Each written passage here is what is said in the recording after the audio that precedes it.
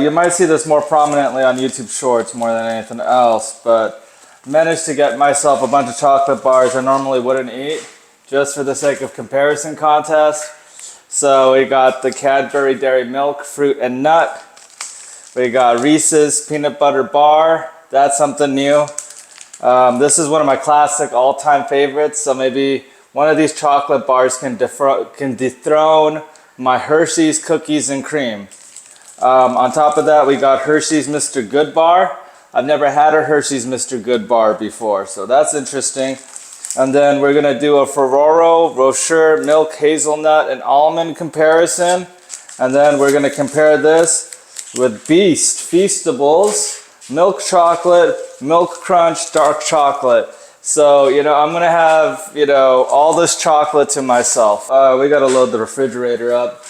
We mostly got a bunch of carbonara ingredients. So I got bacon, two chunks of bacon. So I wanna get to work on getting some carbonara out the way. We got some really old chicken that I might just throw in the garbage. Eggs. We got eggs. And we got some more eggs. Not bad, right? To make a really good carbonara, you also need cheese. So I bought lots and lots of Parmesan cheese. As you can see, there's Parmesan right there. So got some more. Parmesan, and then we also got mozzarella cheese. So the mozzarella cheese is like the shredded cheese, nice and you know, good. So lots of cheese for my upcoming carbonara recipe ingredients, and then we got Italian blended cheese as well. So I'm feeling also good about that. Tons of spaghetti noodles, and then we're ready to go. And getting my refrigerator up to par. So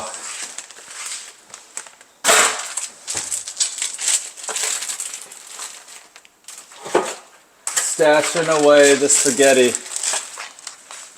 ingredients because we need spaghetti. So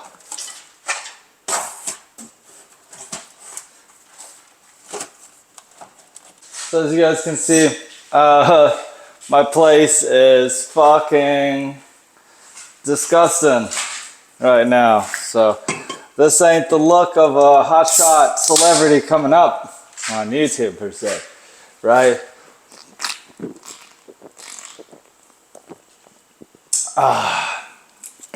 Anyways, I figured I'd start cleaning. So we have plenty of garbage to throw away. Taking care of household chores, it's like so repetitive. I wish I had, you know, done a better job of managing my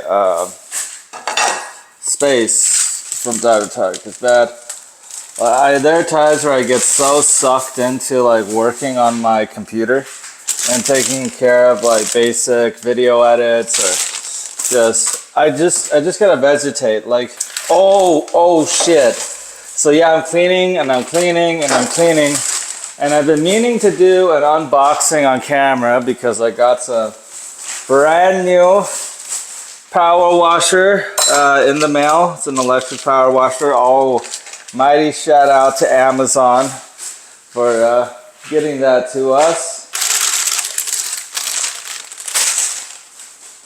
So we're getting our stuff done. We're getting the place cleaned up. It doesn't smell too hot in here either. Like maybe like a girl would be like inside this place and she's like, oh, it smells like men's ball sacks or some shit, you know, like maybe, or armpit smell maybe, I don't know.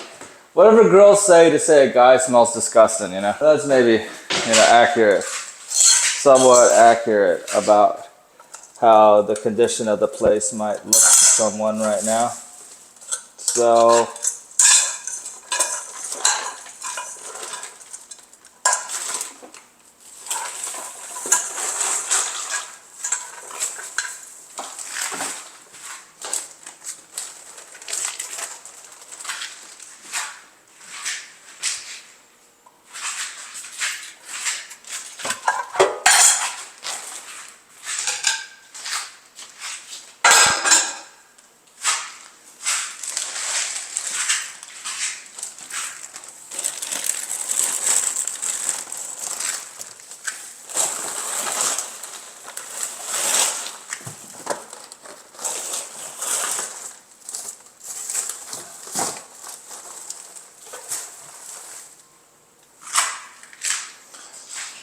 I figure in very short time I can get my house under control though, you know, because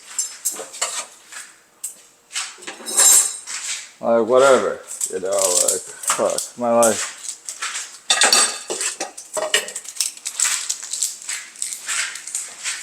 See that? Bada boom, fast. So that's pretty much me picking up my place. I have to run out and throw the garbage away as well. Otherwise, a bunch of nasty stuff will come out of it. So, be right back. Real quickly.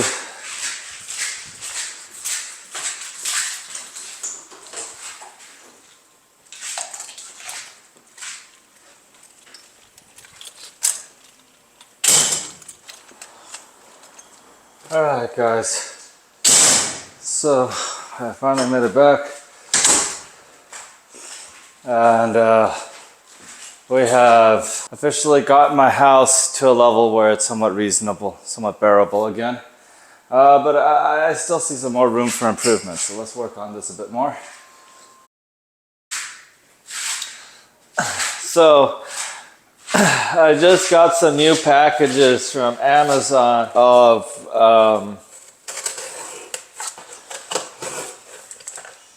so let's see right here.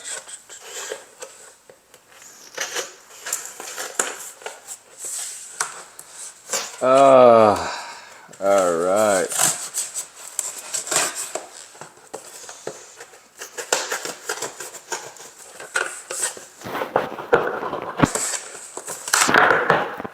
So yeah. Oh man, that could have been bad. So we got ourselves simple green house and siding cleaner right here. So this is gonna help me with power washing because I do need soap. I get to unbox some more equipment that will hopefully help with help my clients, and of course, help me, book more appointments because I provide more services, all from the same, spot, the same person doing the same thing. So, I had to assemble this on camera or something. So, I'm not quite sure what to think of it so far, but here we are. Let's try and get this piece of equipment out real quickly. So I have these items.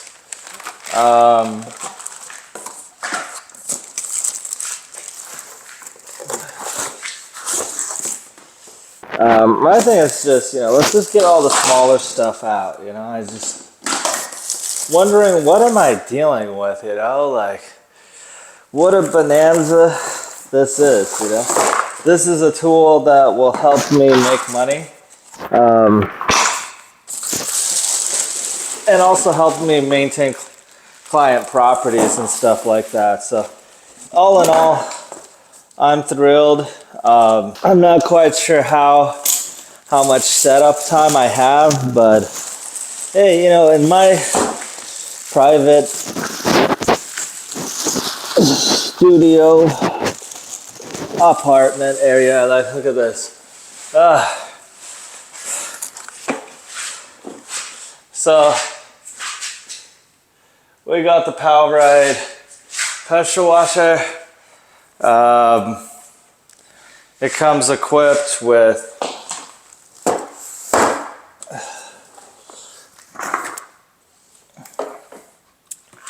so let's try to assemble this thing, Oh, gosh. I wish I had a little bit more, I gotta focus, guys. Let me focus on this a bit. Let me get this in right here. I have to carefully assemble this thing. I don't know if I want to do it on camera or off camera. But if you guys just kind of wondering, I run a home services company in Los Angeles, And sometimes my clients need a combination of services, and so this is like a nice little add-on I'm hoping to include. I also have it on my website, but I don't market it aggressively. Very few people request me for the service, and I don't push it that aggressively. So for the most part, I'm hoping to just kind of be in position, or just kind of go out there and make money off of a pet pressure washer basically that I bought, because what else can I do with it? Like, my goodness. Yeah, I think I pretty much bought like the 3800 PSI 2.4 gallons per minute model. So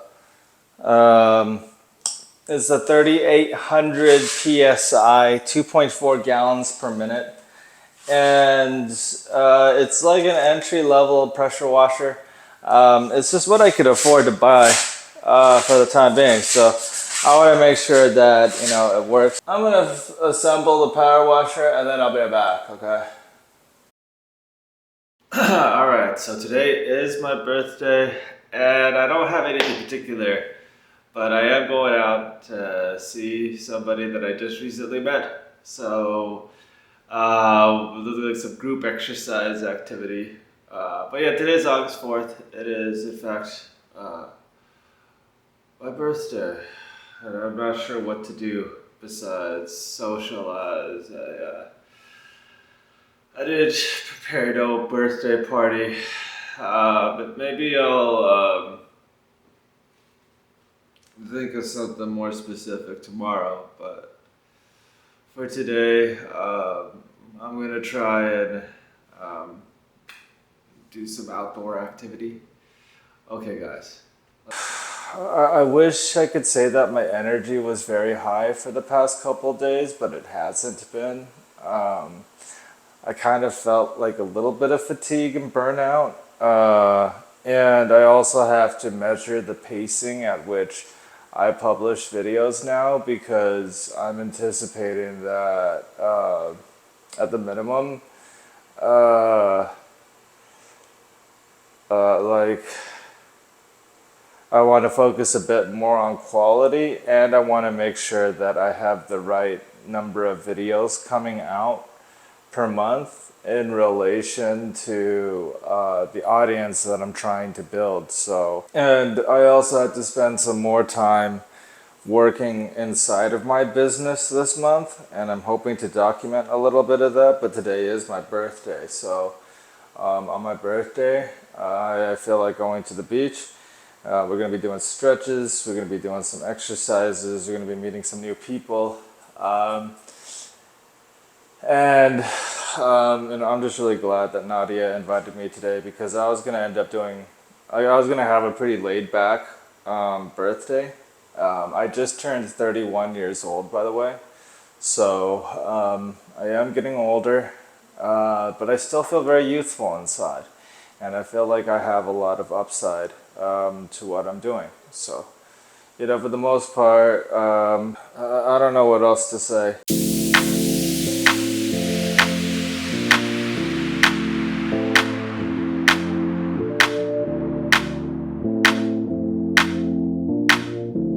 Book an appointment on cleaneralliance.com.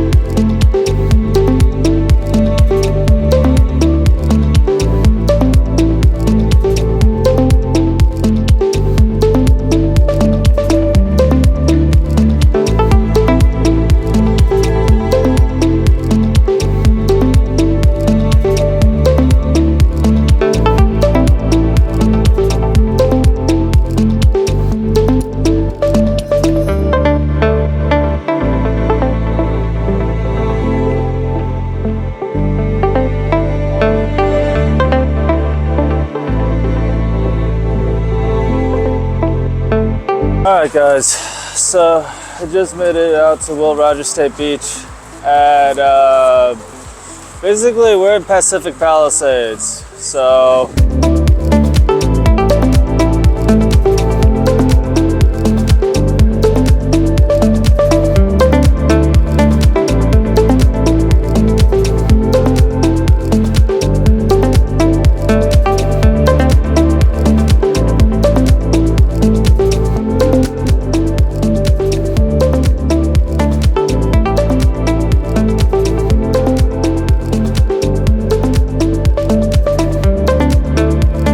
mind over matter, everybody. About to meet some people that we were supposed to meet at the beach. I think Nadia. So we're supposed to be meeting some friends at the beach, and it's a really nice day outside. I figured it is my birthday, so for today's birthday vlog, I figured take you guys on a bit of a journey. We're supposed to do some wine and some cheese or something like that. So people are coming along, but before all that, I figured I'd introduce myself to the scene, and then we gotta go from there.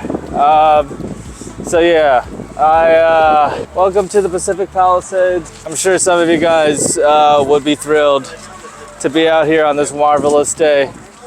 So that okay, easy, but we want to get this ISO range even lower, so we'll drop it down to the minimum ISO.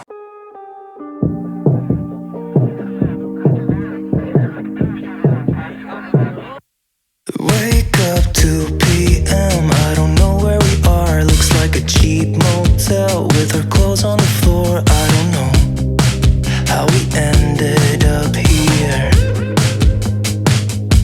and we've been flying high. Are we going too far? I got no cash left and I'm losing my job over you, but I don't care about that. But I got you close and kinda hoping that one day we'll get the rhythm of it. Yeah, 'cause no one knows if we're just jumping out the window, try to cling on to it. You got me holding on to something I know it can burn me down, but I don't care about it, 'cause I got you close and kinda hoping that one day we'll get the rhythm of it.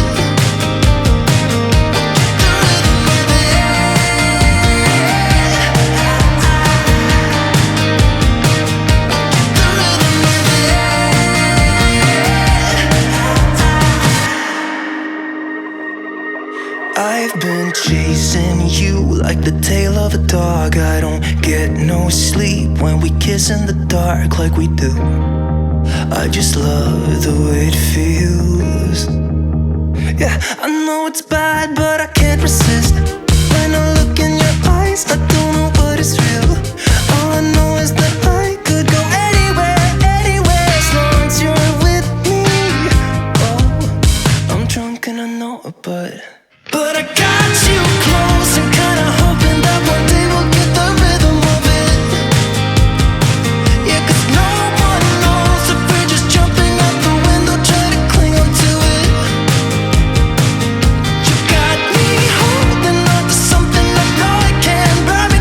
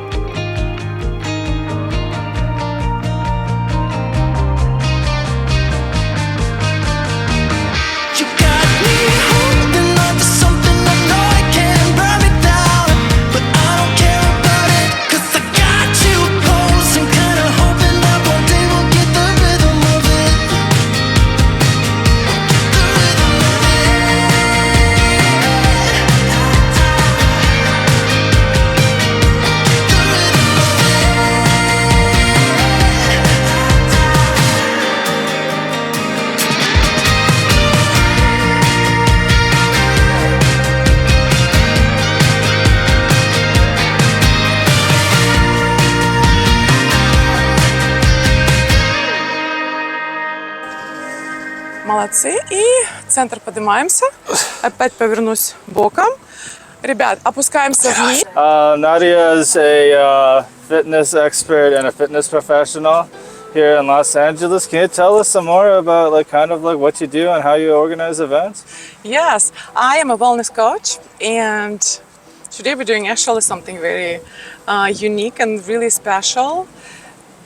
Certainly new format. We're combining sipping wine with full body stretch.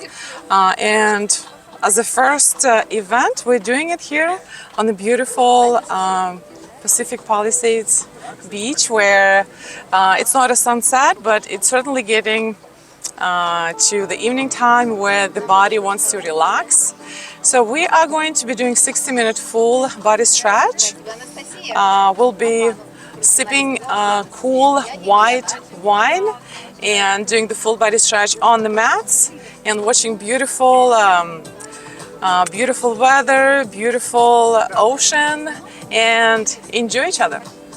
How'd you build this business, by the way? And how long have you been in Los Angeles for? I've been in Los Angeles a year and a half. Hey, how you doing? Year and a half. A little bit more, almost 2 years actually. And yes, I moved to Los Angeles. Oh my God, good question. September. I moved in Los Angeles September of 2022. So yes, almost 2 years going to be in a couple of in 2 months. And I'm originally from Ukraine. When did you move here from Ukraine? 13 years ago. 13 years ago. And do you have family in Ukraine right now? I do. I do have my mom and my older brother. Are they doing okay over there? Yeah, all good. All good. They adjusted to the new life, but my mom really loves Ukraine and she doesn't want to live in any other country. Can you? I'm gonna promote this to Ukrainians. Can you speak some Ukrainian real quick? Because actually, tell them like hello back home in Ukraine. Because I'll get some people to watch from Ukraine. Awesome, certainly. Доброго дня, мои шановні друзі. Мы сегодня организовали прекрасное событие для всех фитнес-энтузиастов и также для всех, кто любители гурманы вина. Мы сегодня будем растягиваться, делать прекрасную растяжку всего тела на прекрасном пляже. И также будем пить белое вино, дегустировать белое вино, буквально для того, чтобы наше тело расслабилось и чтобы мы вошли в определенное состояние, где наше тело может еще больше растягиваться. Поэтому я думаю, что I just explained what we are going to be doing, and for the people that really love tasting wine, because it's a very sacred process. It's not that you just grab the bottle of wine and start to drink. It's really savoring and sipping, and the way how I practice the coaching, my coaching style is I always teach people how to come from your head to your body. So we don't want to be in our thinking. We want to be in our body. We want to feel the body. We want to relax the mind. I also watched some video of you, and I did some research, if you don't mind. And you got into fitness, right? And you're actually a fitness champion. Tell me more about that. How did you become a fitness champion? How did all that happen? I started to compete. I started to showing my work on the stage.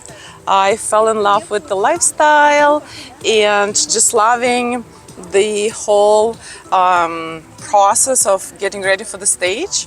You really look really powerful and at your best physique possible. That gives you so much motivation and drive to achieve more, to have a better life, to really get on the next level. That's really the reason to compete, because you really feel very, very amazing on the stage there, knowing that you inspire other people just by the way how you live, by the way how you So for daily routines and stuff like that, in order to be a competitive athlete, Like, walk me through it. Like, what do you do day to day as far as working out and stuff? It is a lifestyle. So certainly training is so much in my life, just like, for example, for everybody to brush their teeth, right? So I train regardless how busy I am, how many other things I have to juggle. So I'm sure you're brushing, and all of you guys, you're brushing your teeth. I hope so. There's some days like, He's like, and taking shower. Well, that we need to talk about it. That's a hygiene issue. Every day. So even though you might have a super busy schedule, you still manage to take a shower, hopefully. So that's how I live my life. So certainly training is one of those activities that I incorporate every day in my life, and nutrition. So it's what you do every day, little by little, that really affects your life in the long run. So 80 to 20 is my approach. 80% we live a healthy lifestyle. We're really eating whole foods and we're training, and 20% we can sip the wine, we can enjoy the dessert, we can, just maybe don't train as much. Maybe you want to take 2 weeks off. It's all good. So 80 to 20 is my goal, the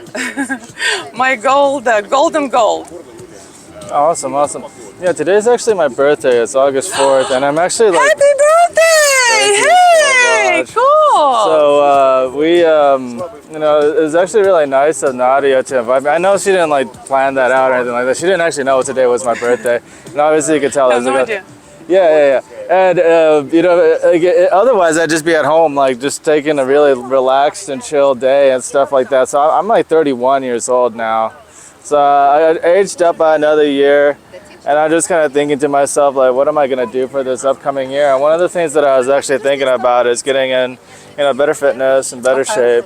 Because sometimes I just, right now I'm working on a mobile app, right? And, I'm about to deploy a mobile app, and I'm hyping all that up. And then I continue to work on my website and my booking website and stuff like that. And obviously, like, between like video editing, video production, social media, creating a business, managing a business, my lifestyle is very out of balance right now. So obviously, hanging out with Nadia here, hopefully I'm able to like get some of that transformation from her business. I have a few. Which one we are talking about?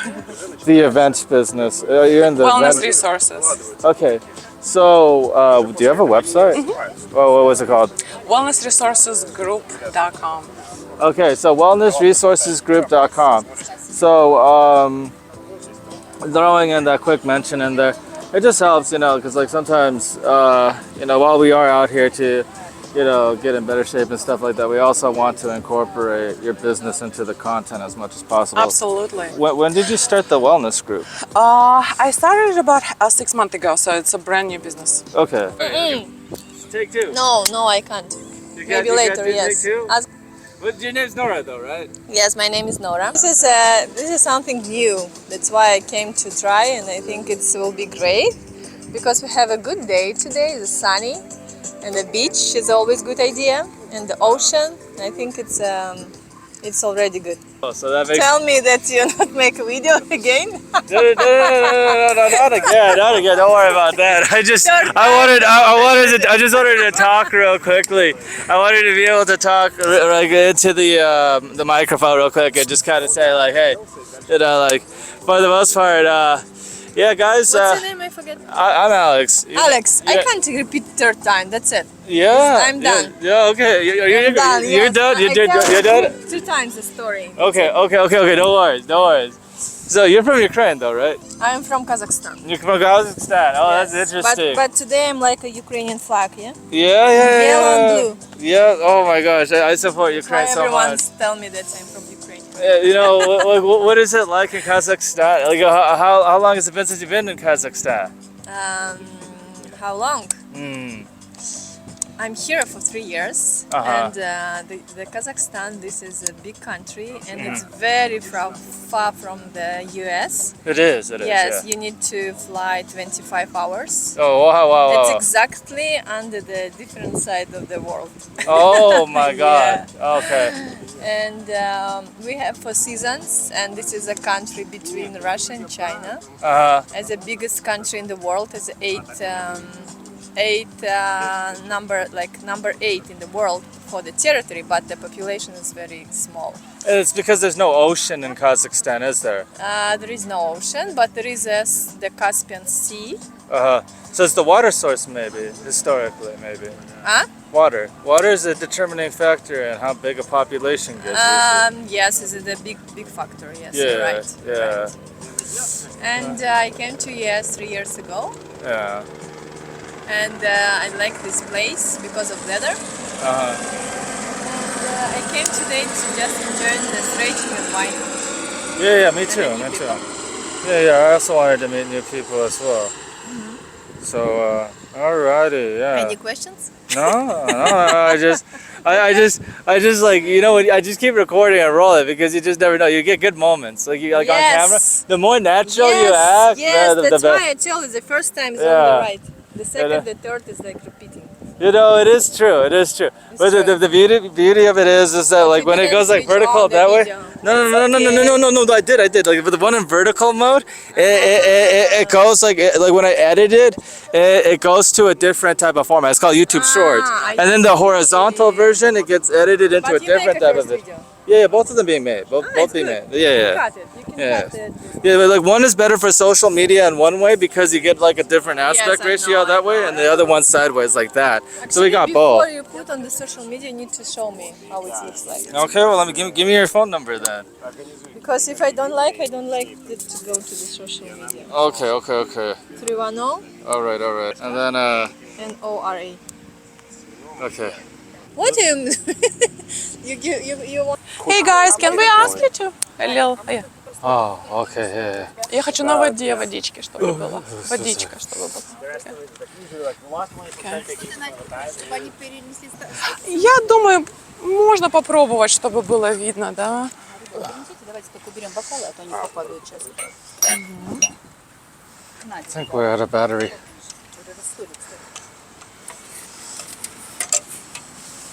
Were you able to film at least something? No, it's. Well, I wish. I don't have a switch. I don't have a battery switch. I have to spend more money on my gear for that. Are you sure you did some video? There's over an hour of video with a decent number of photos as well. А ты уходишь? Да, я убегаю, мне нужно быть в одном месте. Спасибо, Леночка. Веди Инстаграм и смотри за нашими мероприятиями, пожалуйста. Придется. Да у меня приходит разные вот это вот спамы, и я пытаюсь, чем меньше apps, тем лучше. Ну наш-то. Да.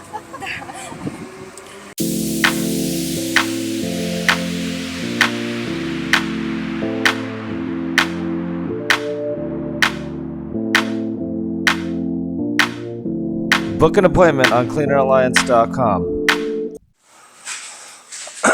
Alright, so as I said earlier, decided to get some Prime Energy drinks, try out the flavor and taste, let my audience in on what I think about the products. Whew, it's been a crazy number of days. Got some Prime Energy, 2 of them, and we're just gonna try out some of the other influencer products out there. Just kind of wondering how they taste. So we got some Prime, got some more Prime, Prime Energy, some more of it. Plenty of Prime Energy for you guys to kind of feast your eyes on and stuff like that. So we got the Prime, Blue Raspberry, Prime. So I want to try out all the flavors, but obviously I've got some more Prime Energy as well. This is Tropical Punch. It's a hydration drink. So, you know, I don't know. And then I have Red Bull, just as insurance, just in case, you know. I don't like all the Prime products or whatever. So, quick grocery haul summary. I just kind of wanted to get some steak, some protein.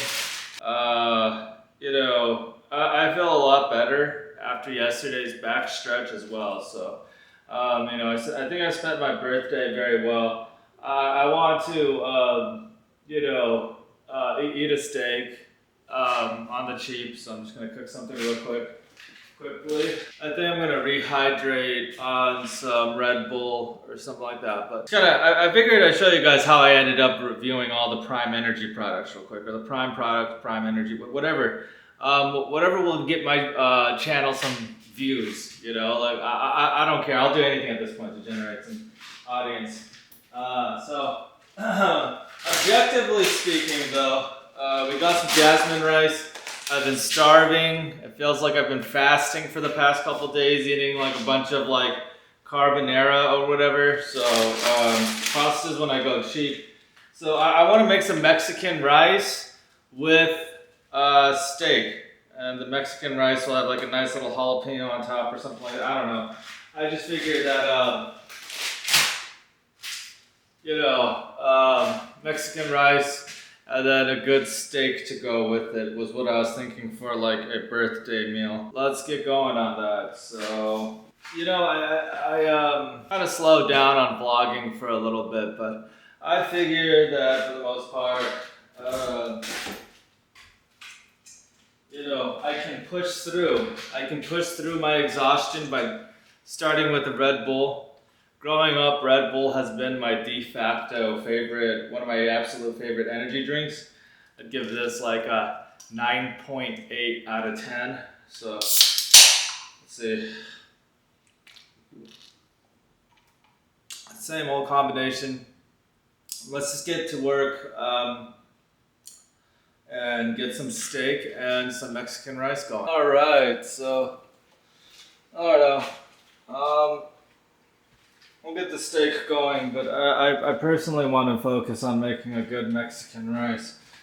So, to make the Mexican rice, in this particular case, I already put the water on top of the rice. The key is having the right ingredients. For me, it's simple. We're going to use the Velveeta tomato sauce that we got. Some chicken bouillon, a tablespoon of that, and a whole jalapeno. So, right on top right there, we get the tomato sauce and although the pollo in there. Kind of just mix in the Mexican rice together with all that. So I mixed in the chicken bouillon and the tomato sauce. Personally, I'm smart enough to know that this takes a bit more tomato sauce than just one pack. So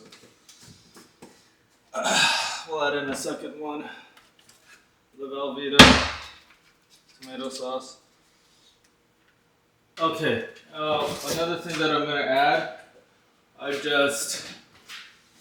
keep my Mexican rice simple, so I don't mince the garlic into it, but in the case, we're going to add like 3 cloves of chopped garlic into the Mexican rice as well. Very simply, to make Mexican rice, you need a tomato sauce, you need a chicken broth, and then you need a couple aromatics like garlic, jalapeno to make the flavor come out and the smell and the taste to come out correctly. As far as like cooking technique, you can follow some of the other recipes like excessively. You could brown the rice beforehand. I don't try to do that because it's extra steps. It makes it take longer just to get to the same outcome. It doesn't change the taste by much. It just means that your rice is going to come out a little like harder when you're done. But I prefer a softer Mexican rice. So for the most part, I just boil the rice from beginning to end. I don't try to cook it on the stovetop first and then boil, Obviously, there's different ways of doing the same exact thing. It's just I like a softer Mexican rice. Nice and soft and fluffy for my type of Mexican rice.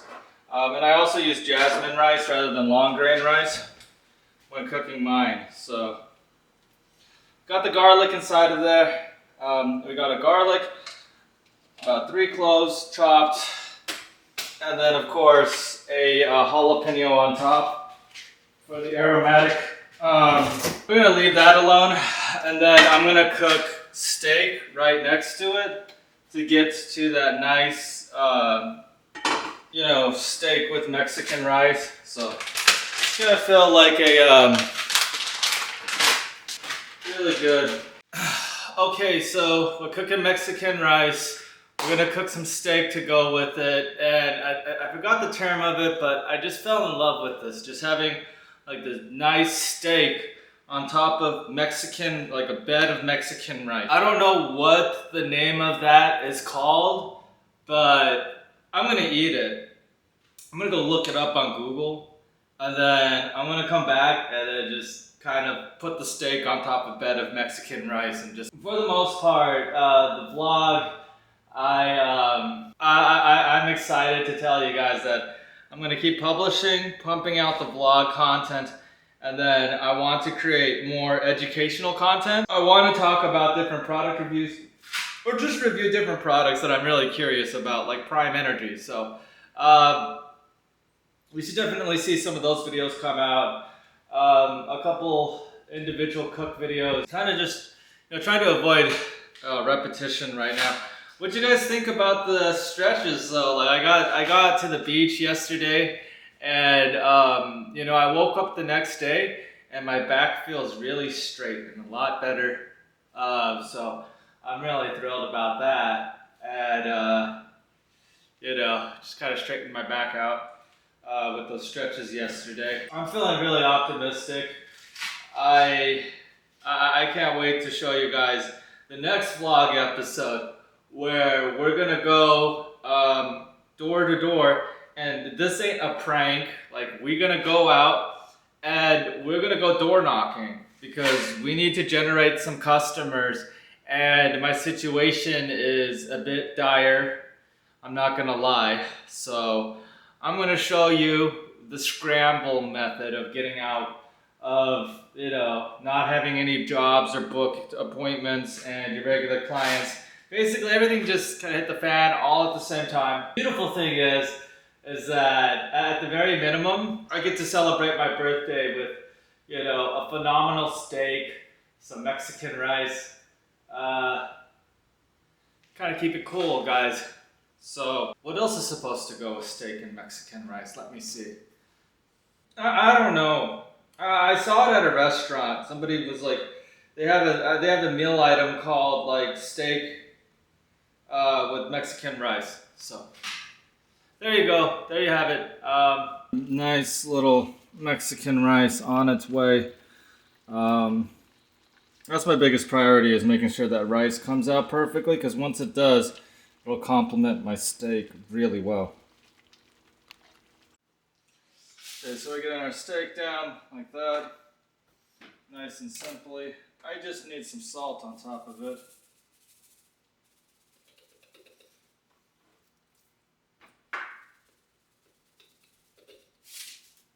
A little bit of pepper, not too much.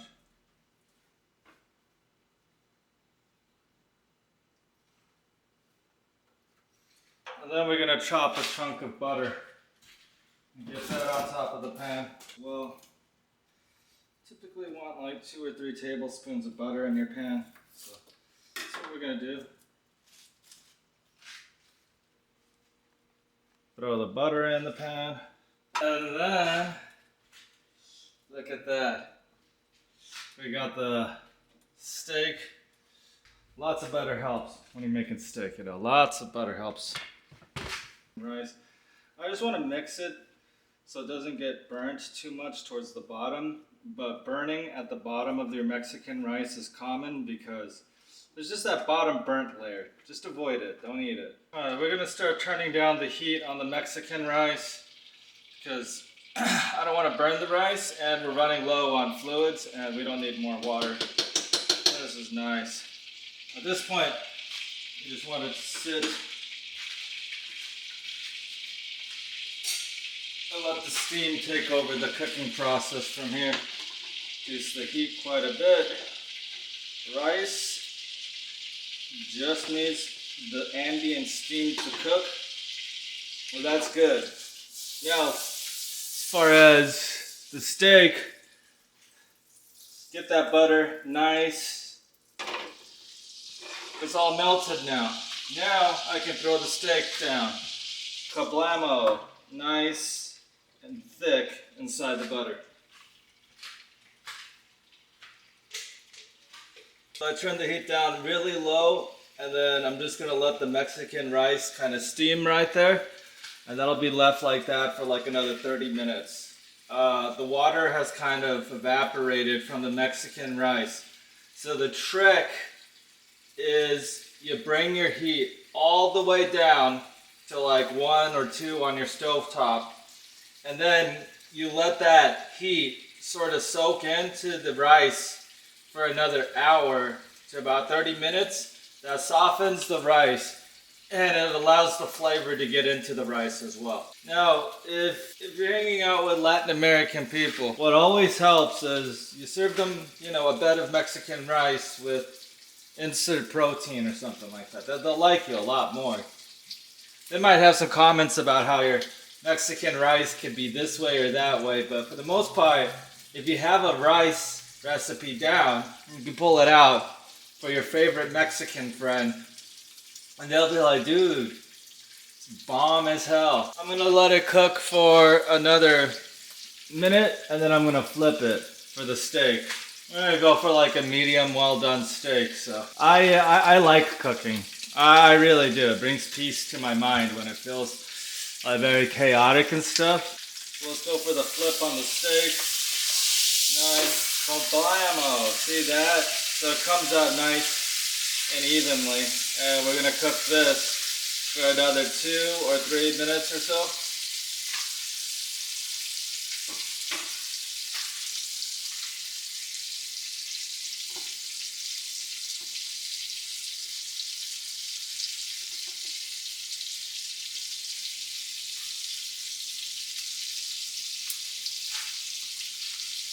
Amazing stuff.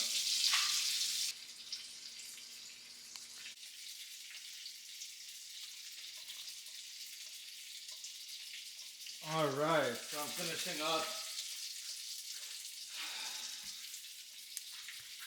Steak looks ready as far as I'm concerned, so let's get this bad boy off the stove, shall we? I'll dust the steak. Let that sit for a little bit. I'm gonna get this Mexican rice plated down on the plate.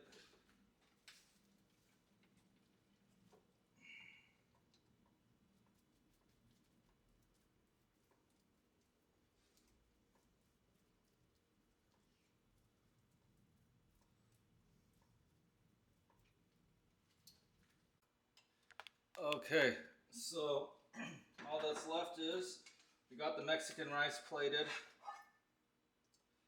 We got a steak right on top. Then we just drizzle the butter.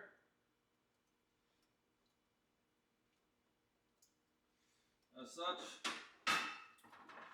And then we add the jalapeno on top. Like that. So we got a nice looking jalapeno to go with it. So, see what I'm saying? Pretty cool, right? So, right there. Steak, Mexican rice, with a nice jalapeno on the side to go with it. I just figured I'll take you guys through the past couple days.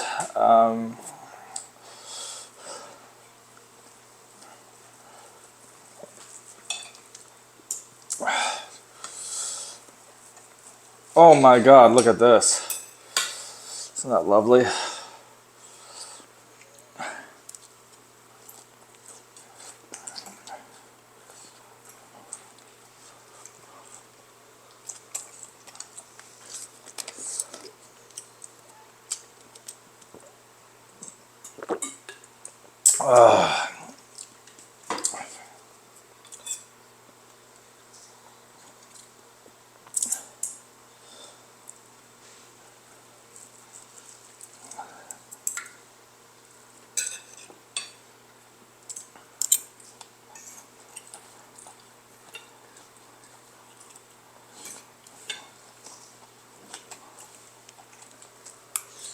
So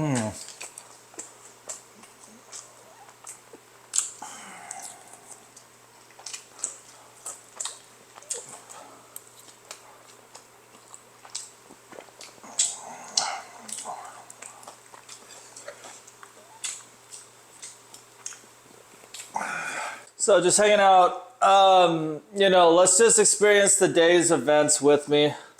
Wall Street after a tumultuous day for markets across the globe. At points today, the Dow was down more than 1,000 points, driven by uncertainty about the health of the U.S. economy.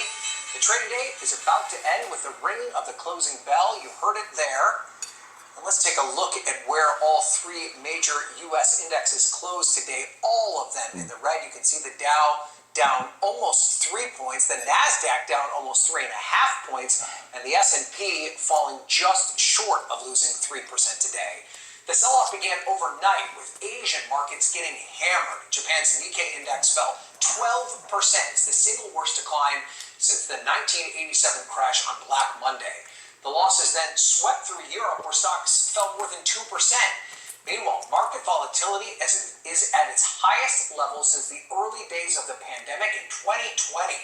So what's triggered all this anxiety? Well, apparently it's in large part due to Friday's weaker than expected jobs report here in the United States. NBC News senior business correspondent Christine Romans joins me. Also with me is CNBC senior economics reporter Steve Leisman. Christine, let's start with you. Walk us through what happened in the market today, both in the U.S. and around the world. Yeah, I guess it's a reminder, Ryan, that stocks don't just go straight up. You have seen stock market records again and again and again as the U.S. economy has been just so resilient. And now these first flickers that resilience might be fading a bit, and that all of these Fed rate hikes are starting to cool U.S. growth. And the question is the Fed behind the curve? Is the Fed going to be able to thread that needle and start cutting interest rates before, the cooling becomes something more dangerous? So that's the tightrope, to have another metaphor here about what the Fed has to do. They're all really scary tightropes as metaphors, as a matter of fact. But also, you talk about what's going on in Japan. This was truly a global event. Last week in Japan, the Japanese central bank raised interest rates, and then you've got a lot of technical things happening with currencies and the Japanese rate moves, and then you've got the jobs report, and it all kind of just snowballed today with people taking a lot of profits. I'll also say, remember, the stock market's up a lot over the past couple of years, so any little reason to take some money off the table, I think people want to do that. So put that into context for us then. Is this just a course correction, or could this be something scarier? Well, the NASDAQ composite is in correction territory. It's down 13% from its record high, so it has already kind of moved pretty decisively here off of its highs. Does it become something worse than that? Time will tell.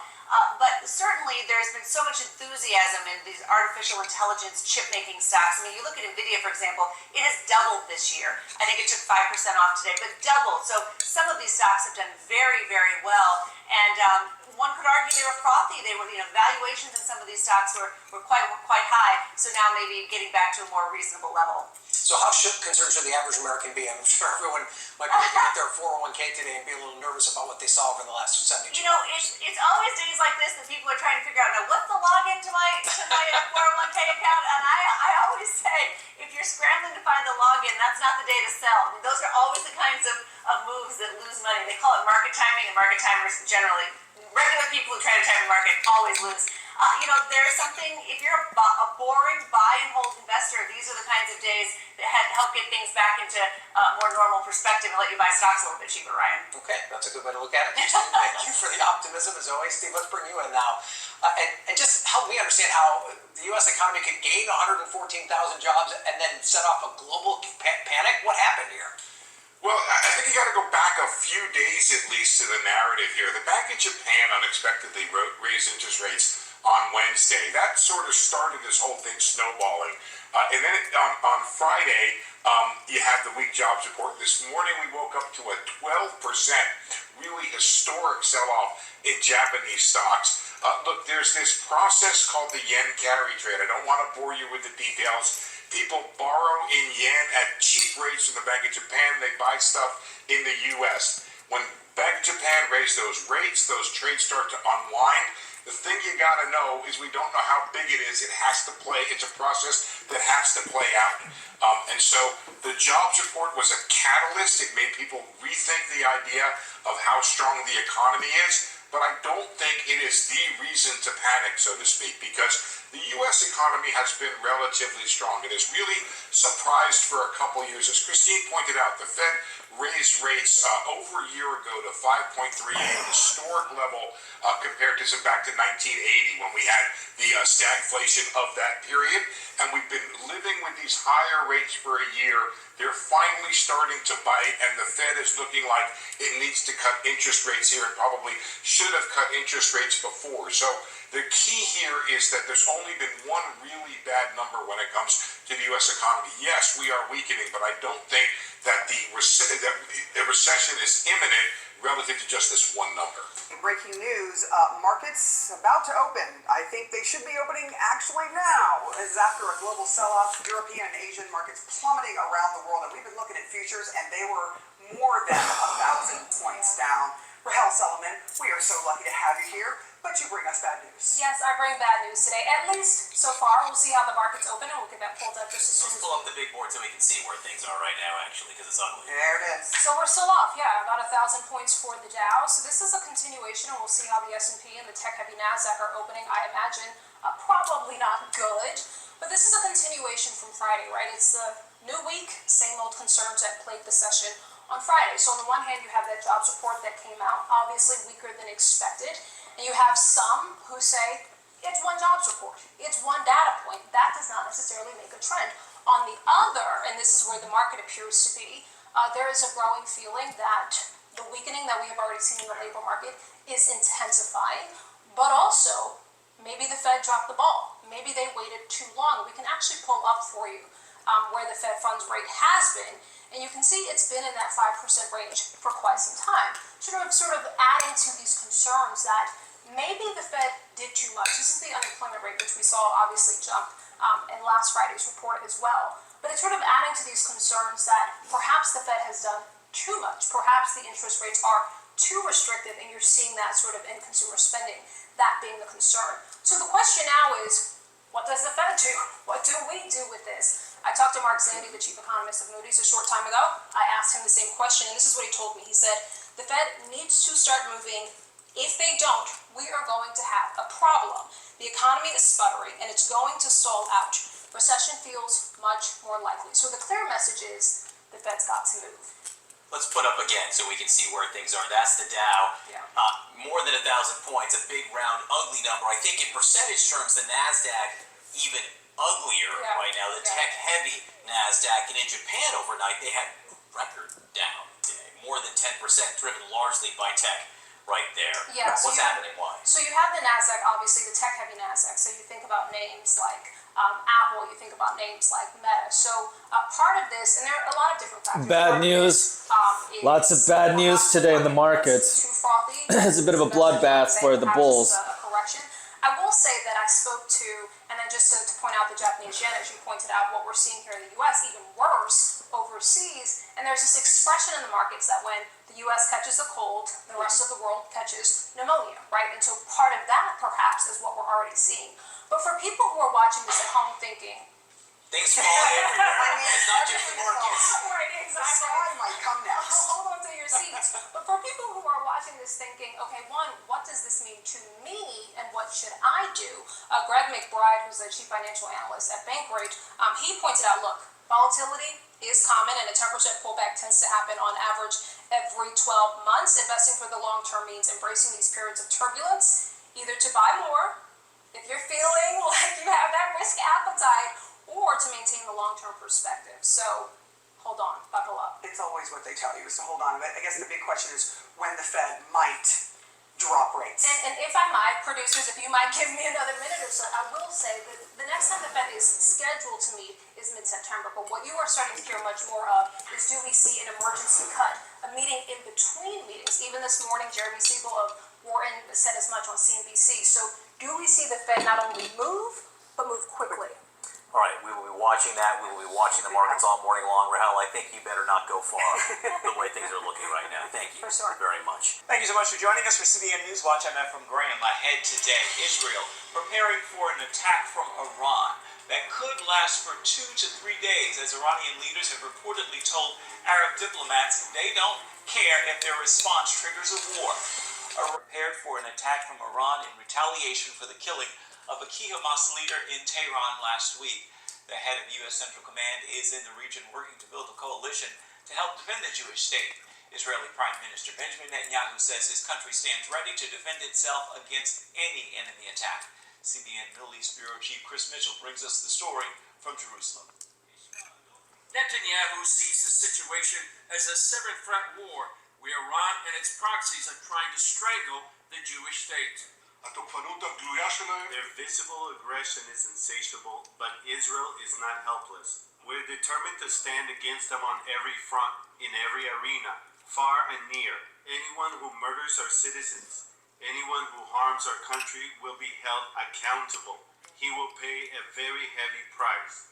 Some anticipate Iran launching a bigger attack than April 13th, when some 350 projectiles rained down across Israel, resulting in only minor damage.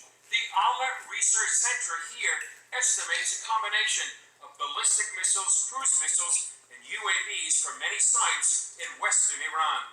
U.S. Defense Secretary Lloyd Austin has dispatched a fighter squadron to the region, and the head of Central Command, General Michael Kurilla, is already here in the region. Retired IDF General Amir Avivi tells CBN News. We've been seeing, our forces go up against these Iranian proxies, but there's also Iranian-backed militia groups in both Iraq and Syria. Any speculation that they're responsible here? Typically, they look at one particular group called Kataib Hezbollah. They're the group that has been prominently backed by Iran. They are the ones that were most responsible for the more than 170 attacks against U.S. personnel both in Iraq and Syria since last October. And so when the United States looks at this, they look and try to figure out who launched the attack, whether they are backed by Iran, and then in this case, most prominently it will be, and most likely it will be, Kataib Hezbollah. Now, again, the United States has responded in the past militarily against Kataib Hezbollah, launching strikes, and one of the main reasons why those dozens and dozens of attacks stopped back in early February was because the United States launched a high-profile attack against a senior leader of the militia group, and that strike followed those big retaliatory strikes that we saw after the deaths of 3 American soldiers inside of Syria at Tower 22. So these would be the first American casualties since that incident, and I think we kind of have to look at it again. Is this going to trigger another U.S. military response against these militia groups? We begin the day's other headlines in Bangladesh, where the Prime Minister has resigned and fled the country after weeks of violent demonstrations. Sheikh Hasina had been in power since 2009 and was the country's longest-serving leader. Her departure comes after peaceful student protests against job quotas escalated into nationwide unrest that's left nearly 300 people dead since mid-July. Today, thousands of demonstrators stormed the Prime Minister's official residence in the capital city of Dhaka. Meanwhile, in Washington, the State Department offered condolences for the lives lost and pushed for an orderly transition.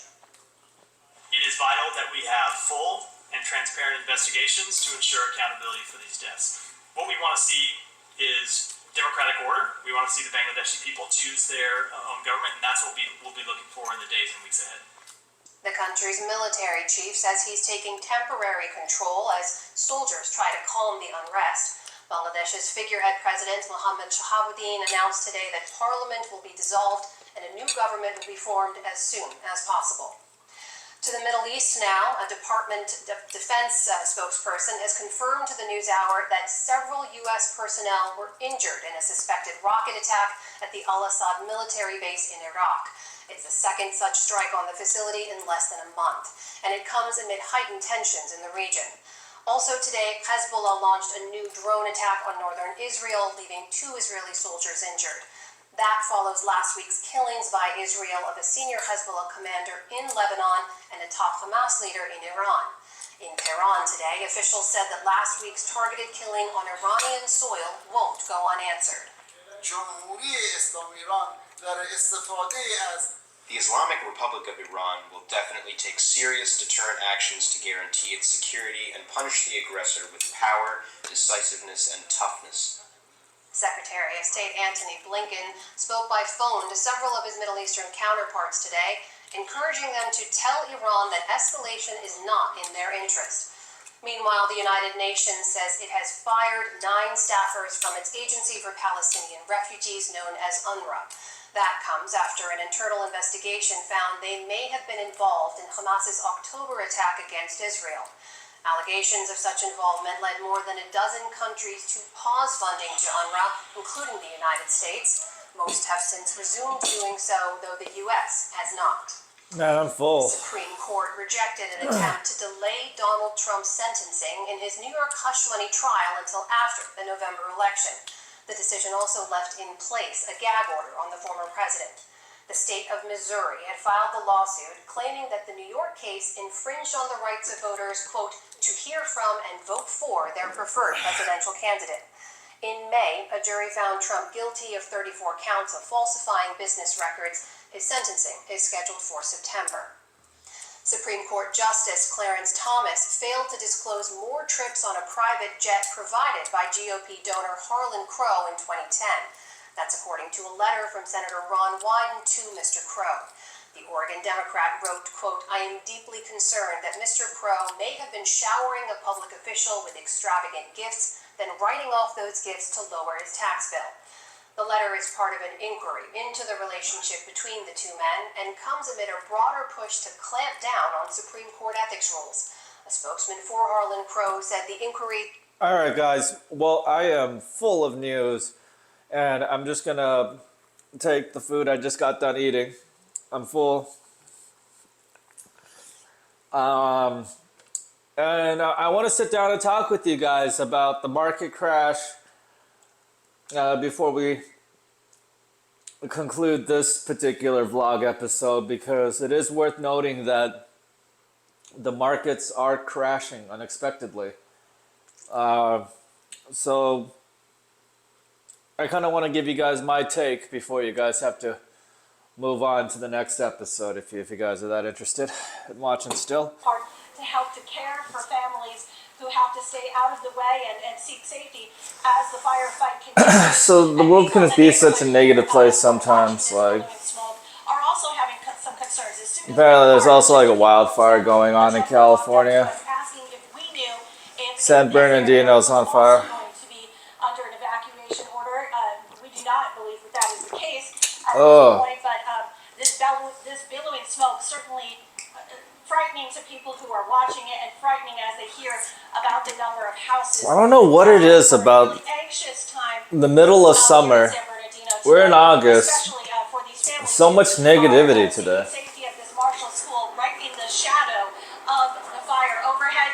So that's one. I'm gonna grab myself another Prime Energy. Or, is there a possibility that some people could go back to their homes tonight? But of course, that will have to be decided as the night goes on, I'm sure. So thanks for that report. We're not going to hold you up because we saw some people moving behind you. So we'll let you go take care of that. All right, let's check in on the conditions impacting that firefight. And let's go to meteorologist Marina Jerica. She's got more on this extreme heat in our next weather. And as you heard Lori mention there, Marina, it's still hot outside. It's 108 still there. They topped out at 109, and we're not going to see any relief tomorrow. It's not really until Wednesday that we start to crack that high pressure and start to change things up a little bit. But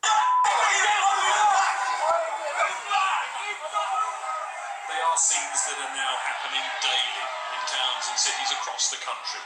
In Bristol, there were clashes as police tried to keep apart a group of far-right protesters and a much larger anti-fascist counter-protest. Wow. I'm telling you, my negativity is at an all-time high. It felt unpredictable. Sentiment's ugly. And tense, as in so many places in the last few days. The police right in the middle of the disorder.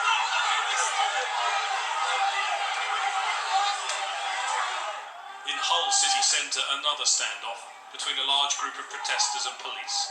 Some were filmed taking a piece of scaffolding, apparently to use as a missile.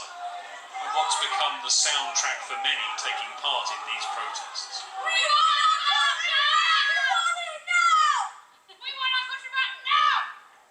This is what residents saw after tyres and bins were set alight. By the evening, there was just the sound of the alarms in shops that had been broken into. The street littered with the debris of a rampage through the city. In Liverpool too, officers came under attack from a far-right mob. Here, as elsewhere, a number of officers were injured. Police in running battles with some of those in the city's streets. And this just a few miles from Southport, where the attack on children at a dance class seemingly lit the fuse. As a mob came marauding down this street about an hour ago, shops were forced to close, this area was locked down. It's a measure of the impact these incidents are having on towns and cities, and of course most of all on the police trying to deal with them. And the big question, of course, is how long will this go on for? Similar scenes in Nottingham, bottles thrown as fighting broke out. And in Blackpool, where more fighting... Now let's turn to the UK, which is also seeing massive unrest. Riots have broken out in all corners of the country: Belfast in Northern Ireland, Liverpool in Merseyside, Sunderland in northeast England, Bristol in the southwest. Riots have broken out in all these places. Mobs have been setting cars and buildings ablaze. They've been attacking the police and leaving a trail of destruction in their wake. Take a look.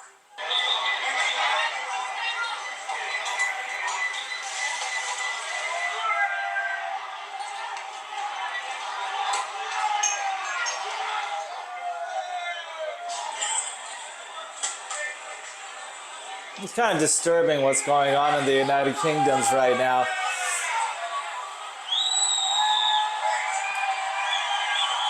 Britain's new Prime Minister Keir Starmer has a crisis on his hands. He held a so-called Cobra meeting today. Cobra short for Cabinet Office Briefing Room A meeting. Now this is when ministers, civil servants, police and intelligence officials gather during an emergency and they try and find a way to respond. His goal is simple: find the rioters and punish them. People in this country have a right to be safe, and yet we've seen Muslim communities targeted, attacks on mosques, other minority communities singled out, Nazi salutes in the street, attacks on the police, wanton violence alongside racist rhetoric. So no, I won't shy away from calling it what it is: far-right thuggery. If you target people because of the colour of their skin or their faith, then that is far-right, and I'm prepared to say so. Starmer says the rioters are far-right thugs, bigots who are waiting for an excuse to attack Muslims and immigrants, and they got their excuse last week.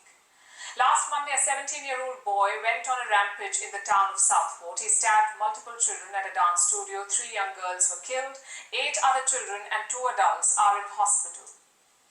It was a brutal attack. The suspect was arrested at the scene of the crime, and since he was a minor, his identity was initially withheld. But rumors about the attacker's identity spread online. A large number of people believed that he was a Muslim immigrant, and that was the excuse that they were looking for. A riot started in Southport last Tuesday when a vigil for the slain children was taking place. Hundreds of people from out of town decided to attack a mosque in Southport. Then the riot started spreading. The British government warned people against believing the misinformation. A judge even made the minor suspect's identity public. The attacker... So, negativity is at an all-time high, guys, in the United States of America. And I wish I could say something like, wow, things are going really good right now. But the reality is that things are trending really terribly going into the last couple months of Biden's presidency. Even though I'm Democratic and I support Democrats, I have to admit that when it pertains to the markets, you know, there's hardly anything to be positive about today. But with that being said, I want to talk about it in a bit more nuanced or sort of way. So let's switch the scene. So let's talk specifics here. That was a lot of negativity for one day. And, there's a lot that tends to happen around my birthday where the market likes to crash during this time of the year. If you're a long-term investor, now's probably the time to anticipate a bit of a pullback because, there's a lot of fear and uncertainty in the world right now.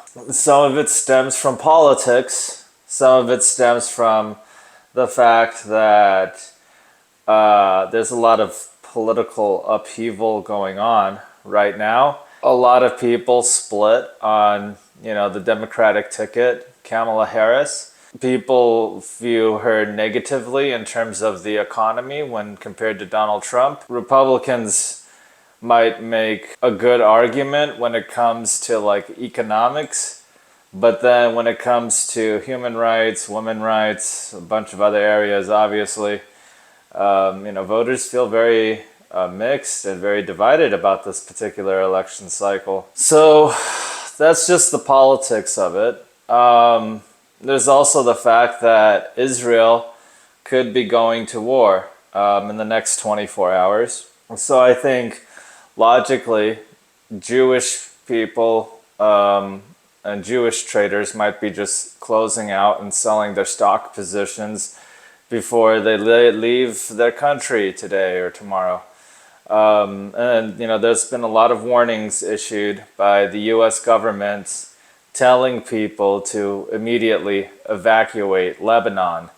So if the US and its entire government is giving a formal declaration to foreign travelers to leave Lebanon, it's very likely that either Israel is going to invade Lebanon or Lebanon is going to invade Israel.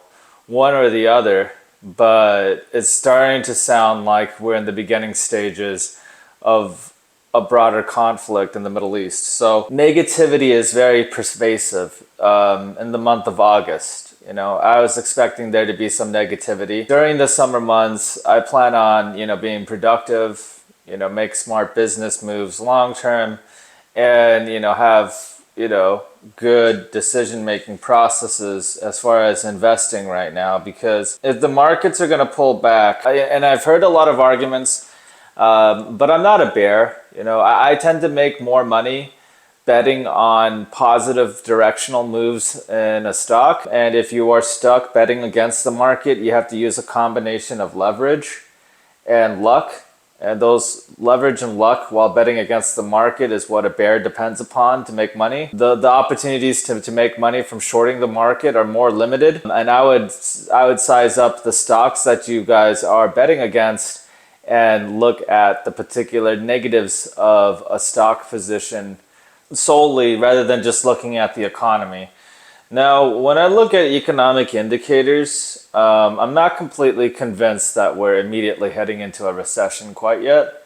I do know that the unemployment indicators are definitely awful for the time being. So unemployment data didn't come out as well as expected. A number of factors that are triggering people to resign from their jobs or for there to be a limited quantity of job openings in the technology sectors paired with the repeated continuance of more corporate layoffs. The property market has been sagging for the past couple years. So the price leakage in the real estate market paired with layoffs implies that, overall, the bubble is starting to contract in the real estate market, but it doesn't mean that the real estate market will necessarily wipe out home buyers completely right now. So it's a bit of a pullback, but it's not like, real estate investors have completely lost all their equity per se. It just means that, we are in the beginning stages of what feels like a contraction in the economy, and there is some loss of momentum across the board. You have to go back to behavioral economics, like economics, behavioral economics, right?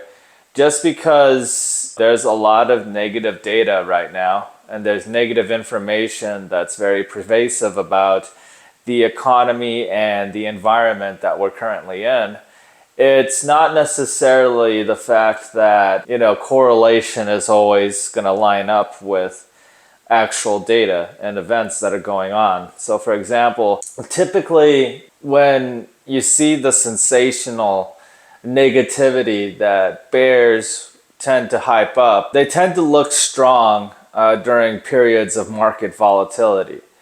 And if anything, you should look at the track record of these individuals that are always posturing and doomsday grumbling as they talk about how the market's going to crash. So inevitably, on days when the market gets more volatile, what typically happens is that a pervasively negative individual that always is negative will suddenly find more information and will suddenly conjure up information that confirms their confirmation bias, which is that, the markets are going to crash. So whenever you hear the pundits and the people coming out, it's always the most well thought out argument that a negative bear has been kind of talking about for quite a while, or they find other information to further support their negative biases. I'm not going to deny the fact, though, that the markets have been due for a bit of a pullback, though. And I think that pullbacks are healthy in the stock market. I don't necessarily anticipate that this pullback continues into necessarily a full-blown contraction in the value of equities anytime soon. Because, if you guys kind of recall, it seems more psychological than anything else. I call it the summer blues. In the stock market, typically, we don't see as much inflation. We don't see as much data that supports that the economy is overinflated right now. Rather, we're seeing a lot of indicators indicate that things are dragging. But, with the Federal Reserve and stuff like that, and if you kind of follow behavioral economics, there's a responsiveness by the Federal Reserve where, they're not, you're not the only person observing the same economic data. I'm sure the central bank head and the heads of the various central banks across the different, banks across the U.S. are kind of contemplating to what extent they might have to cut interest rates based on the data that they've got. And so they're obviously looking at the weakness and the softness in economic data, and it's a matter of how much of a soft landing should we anticipate. So for the most part, if we're expecting markets to drop, right? If everybody has that paranoia built into them, well, much of that is being priced in right now. And I feel like with the stocks that I've already researched, I'm just going to buy the pullback and load up on more of the growth stocks where I feel like the underlying business fundamentals will justify a better valuation. Now, this doesn't mean that I'm putting all my bets into the stock market. Obviously, you should have a diversified portfolio. Probably, in my mind, I like overseas bonds right now. I like overseas issuances of fixed income debt where the interest rates are high and the default probabilities aren't as certain. Basically, some countries are able to keep kicking the can down the road as they keep increasing their borrowing limit, as they secure deals and stuff like that. So, I think, governmental bonds that trade at higher interest rates look interesting because, if the United States starts to lower its interest rates, well, that's arbitrarily going to give permission for all the other central banks across the entire world to also lower their interest rates. And as a consequence of that, the United States is going to start to be a bit more inflationary. In my mind, if you're looking even broader across the spectrum, think about like global currencies and stuff right now. If the central bank is to cut interest rates a bit more aggressively, that means that the US currency, which is normally traded at a very strong level against foreign currencies or across foreign currency swaps, the dollar index is usually trading at all-time highs right now. So basically it means that your dollar gets to buy and transact and purchase a lot more outside the United States of America. Well, as soon as the United States starts to drop interest rates, it signals to the rest of the world that they can also drop interest rates. And so usually that's where the currency trade starts to invert itself, where the dollar starts to weaken against a number of pairs of currencies, because in order for the global interest rate to go down, the interest rates in the largest global economy have to go down in order for the rest of the economies to also drop their interest rates. Correspondingly, we're talking about cutting rates, and perhaps the consequence of that is that the US dollar starts to weaken. So with the dollar weakening across the board, it's signaling that our purchasing power might drop per se, and that might also drive a little bit of inflation there as well for exports, but for importing stuff. So our purchasing power might drop, but our exports might be marginally more competitive because our currency is starting to devalue. So our export potential volume goes up because we just get marginally more competitive in a dollar weakening cycle. I'm sorry. So this just kind of goes back to like normal like economics. The dollar's probably going to weaken, is what my analysis or what my thought process is starting to think. And so as a consequence of that, broadly speaking, now's the time when the dollar is the strongest. Now's the time to invest foreign. And then, hopefully if you have money overseas or you have made your foreign investments, in the dollar inversion case scenario, your foreign investments starts to perform a lot better because now the dollar is, weakening. So every bit of money that you make from across the world, once it gets translated to the US dollar, those currencies are on an upwards trajectory. So your earnings get more inflated as you convert that back to US dollar. Right now, it's a cycle of go out, invest foreign, leverage the fact that the dollar's purchasing power is at an all-time high against a basket of currencies. Now, if you have foreign, if you have, foreign holdings, or you have foreign investments, you have foreign assets, you have foreign things going on. Conversely, for the multinational corporations that have assets parked overseas, typically whenever the dollar starts to weaken, that's when foreign assets start to really outperform. And the strength from those foreign assets start to get translated into the currency. And then also typically in dollar weakening cycles, it usually eases the entire global economy, therefore easing conditions across the entire world as the interest rates drop. So if the United States permits it and we allow the interest rates to drop, then the rest of the economies across the world can also cut rates back without triggering hyperinflation. Because so as long as the United States is triggering inflation with lower rates in response to dragging economic indicators, that means that dragging economic indicators are probably taking over across the entire world right now.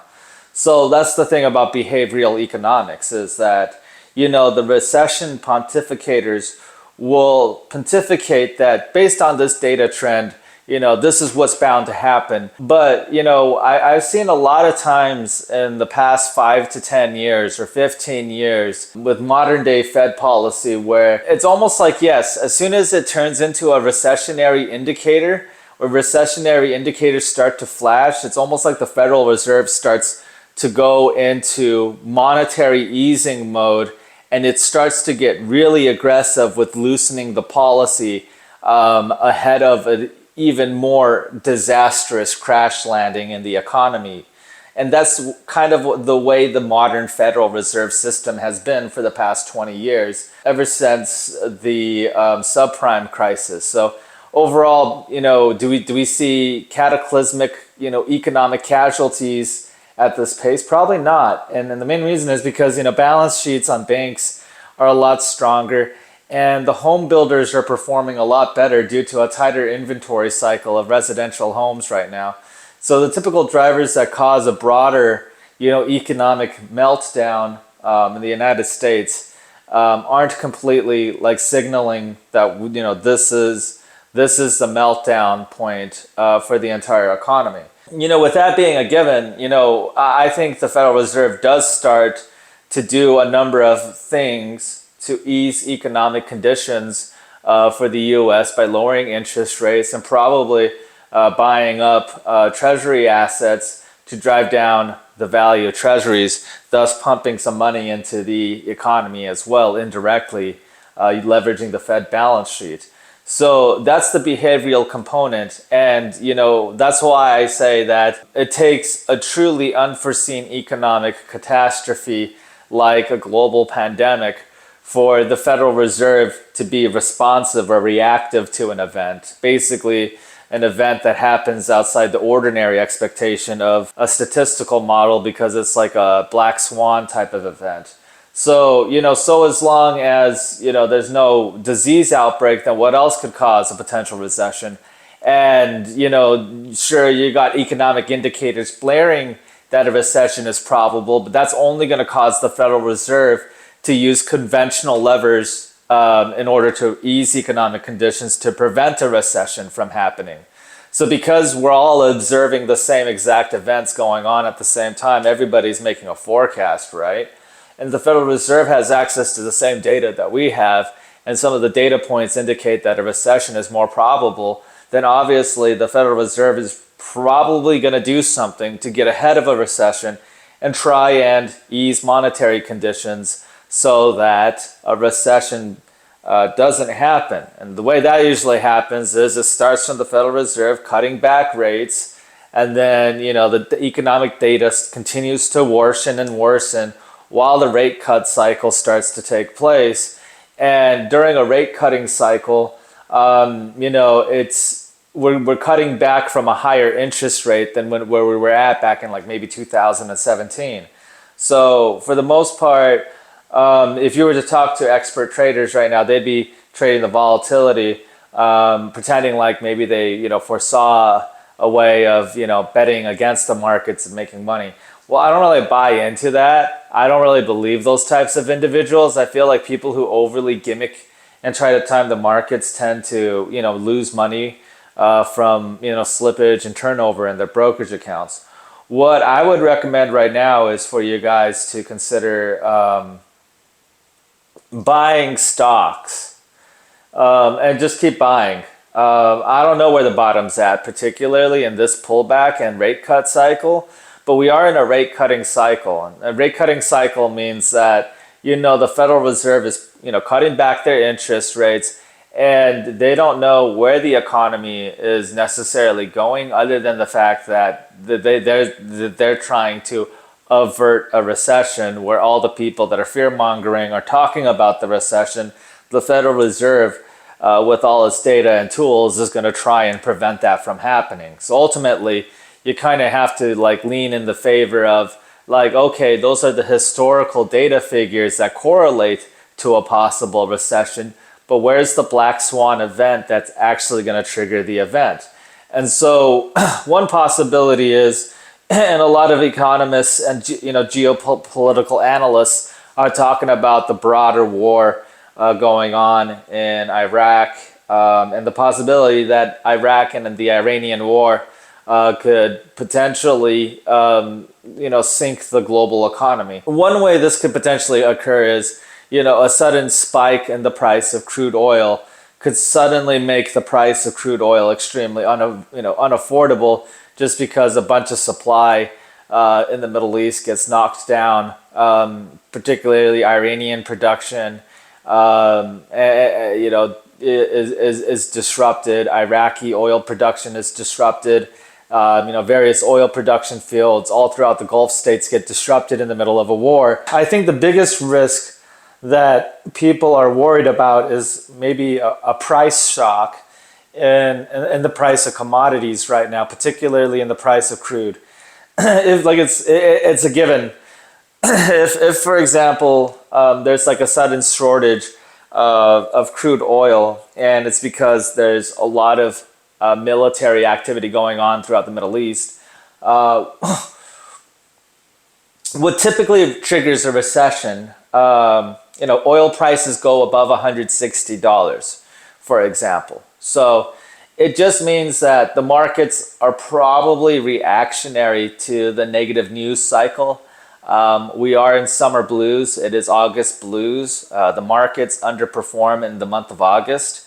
I wouldn't completely overreact and read too much into it, other than the fact that, there is negative data. And again, the bears come out looking like geniuses during the brief window. The markets give them negative information to kind of sink their negative biases into. And I can see why people could be so fucking negative. I could point out, negative information to you guys all day.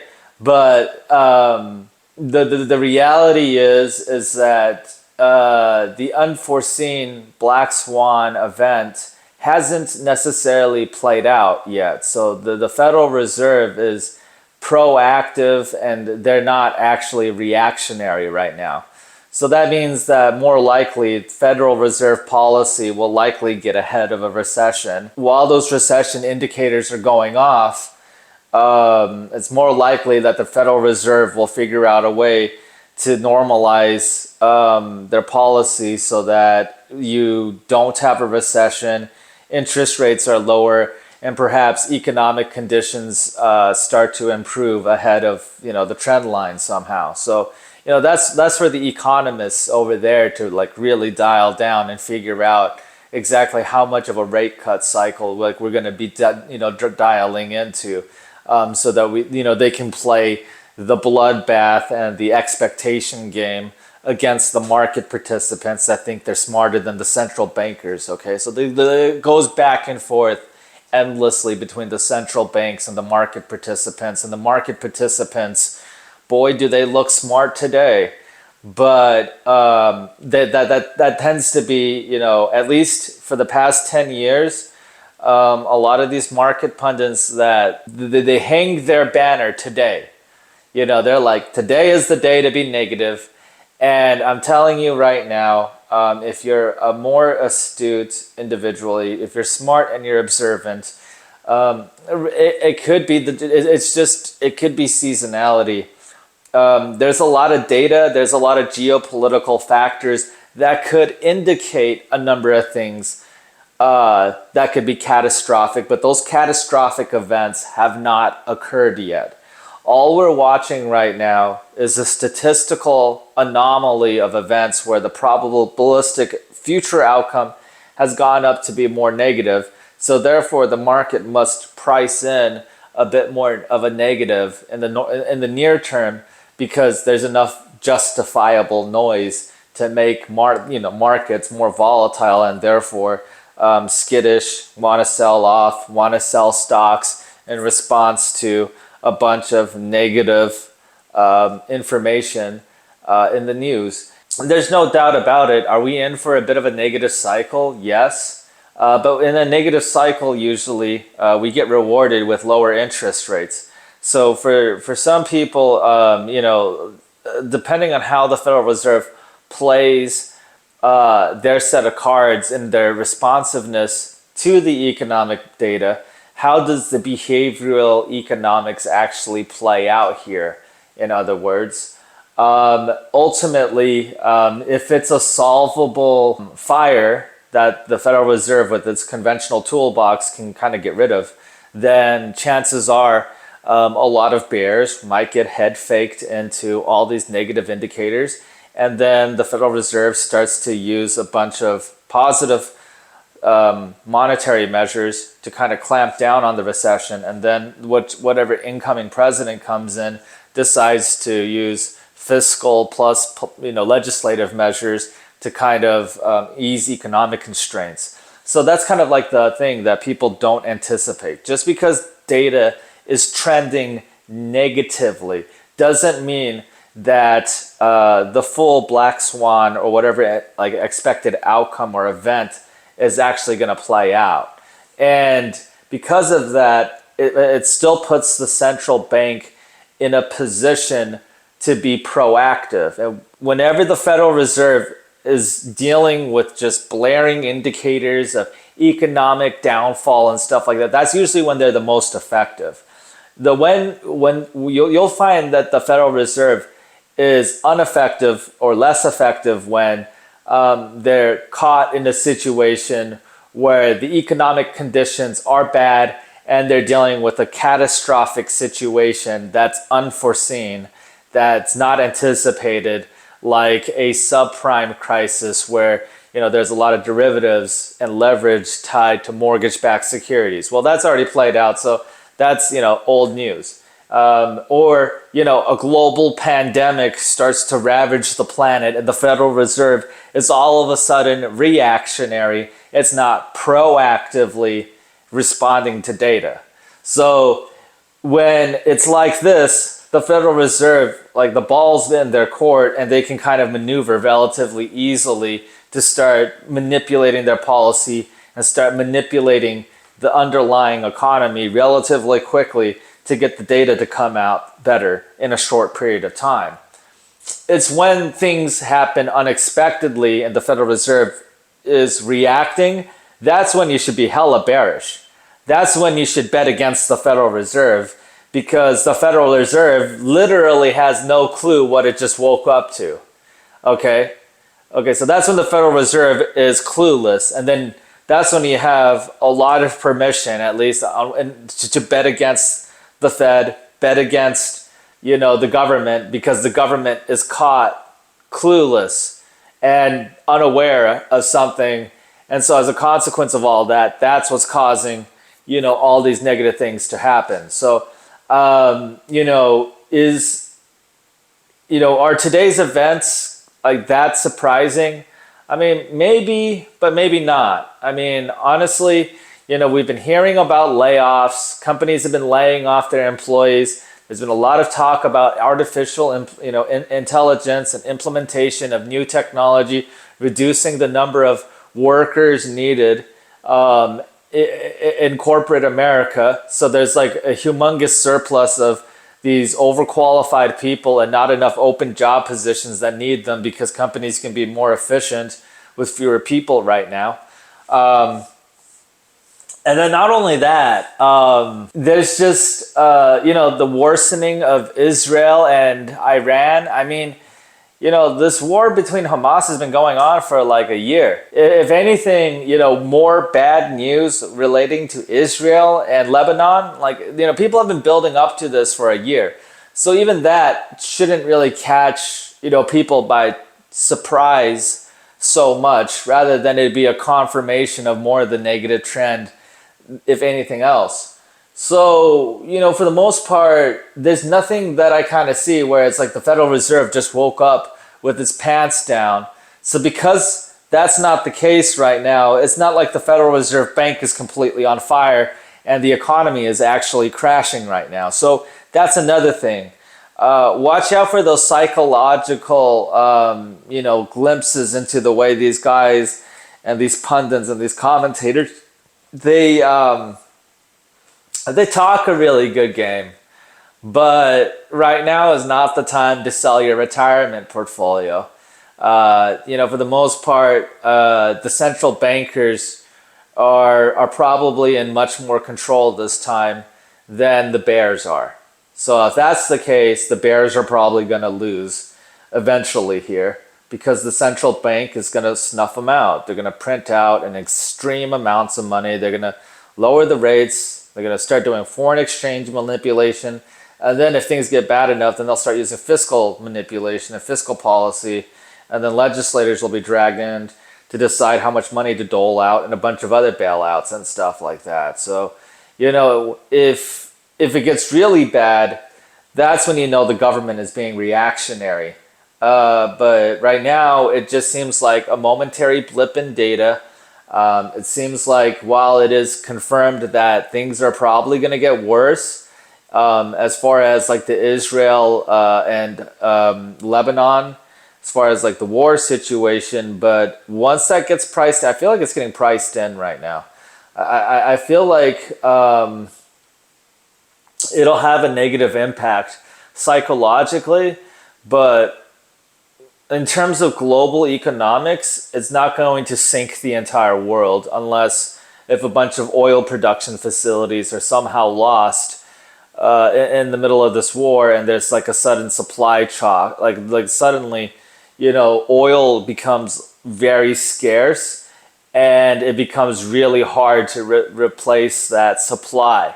So that's something to be mindful of. Remember, if when oil prices get past a certain dollar price point, economies just shut down completely. It's no longer profitable, or the pricing gets so out of control to move logistics and supplies that it'll shut down the economy. And so maybe there's like the small possibility, the probability of a potential negative spiral of unpredictable events beyond the control of a central bank that would make them responsive, reactionary. You know, that could play out in a certain way. Like, don't get me wrong. I'm not saying that the bears are completely wrong. It's just, you know, correlation is not complete confirmation of data yet. You still have to imagine that the responsiveness of the central bank in response to negative data indicators, even forward indicators, they're looking at the same forward indicators. And so ultimately, is it something that they can contain with their existing, you know, tools, with what they know about the economy, with how they can manipulate the economy?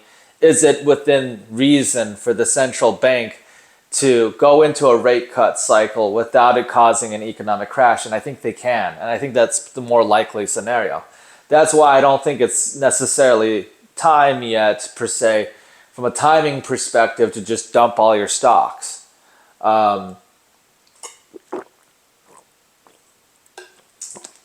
It feels more like a jittery environment. People just kind of squeezing at the lemon a little to make the price drop, but not drop so much that it signals panic and chaos in the markets, thus causing, you know, liquidity to dry up, the economy to freeze, people not wanting to go out and shop anymore. So it's a very, very, you know, you guys have to be very, very careful here. Don't put all your eggs in one basket. Don't necessarily go out there and buy just stocks. You know, you might want to buy some bonds. You might want to invest into private business. You might want to own, you know, unconventional assets and different things to kind of hedge your expectations a little bit, because, you know, some things are going to land and they're going to work in a humongous way. And some things, some investments might not pan out as much, and some investments you make might do extremely well, regardless, even private investments even.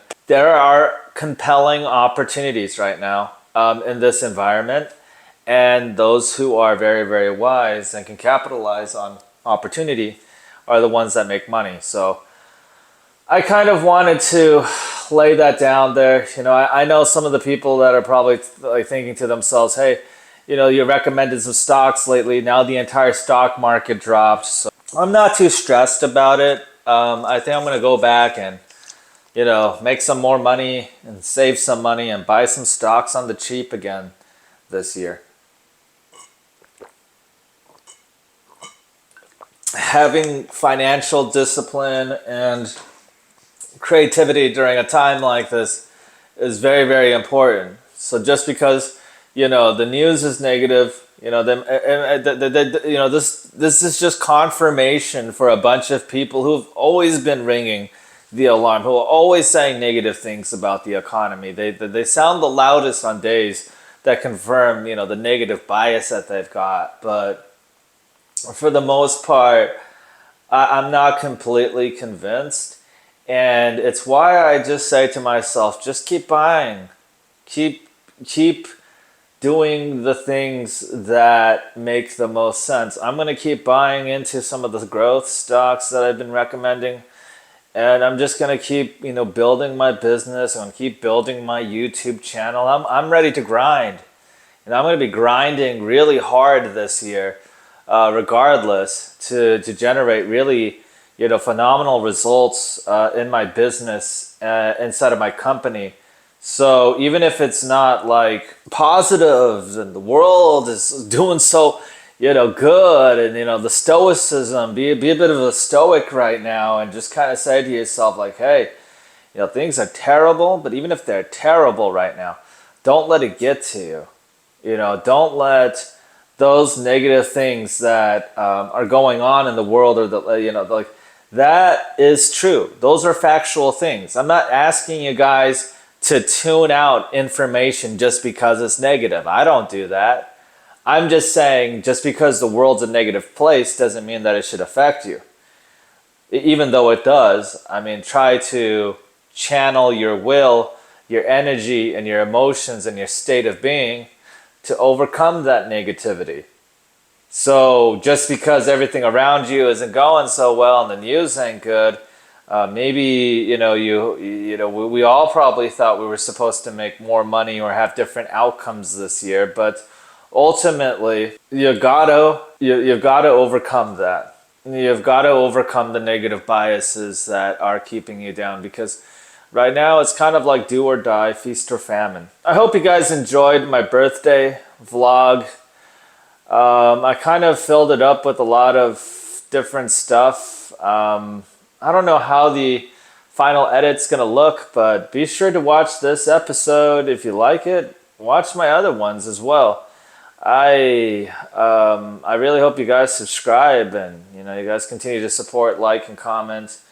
So yeah, thank you guys so much. I figured I'd impart a little bit of wisdom and knowledge with you guys while the world is falling a little bit by the wayside day by day.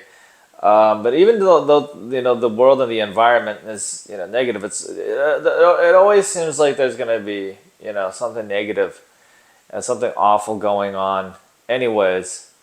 So just be mindful. If things get worse, in hindsight, I might regret some of the decisions I make, but overall my discipline tells me that long term, if you really want to stick it out in the markets, buy and hold usually works.